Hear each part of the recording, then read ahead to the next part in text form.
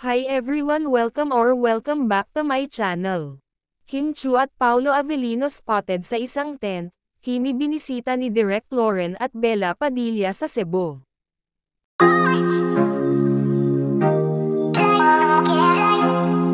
Binisita sa Cebu si Kim Chu sa kanyang kaibigan na si Bella Padilla at ang kanyang tatay-tatayan na si Direk Lauren Jogi, ilang linggo na ang nakalipas nang magstay ang Kim Pao sa Cebu para sa kanilang taping sa kanilang naturang teleserye.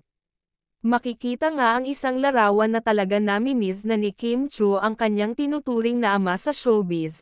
Ilang taon na din na naging malapit itong si Kimi kay Direk Lauren. Mukhang na-surprise nga si Kimi sa pagdating ng kanyang kaibigan na si Bella Padilla kasama si Direk Lauren, kung saan ay makikita ang isang larawan na nakasandal si Kimi sa balikat nito, na halatang umiiyak.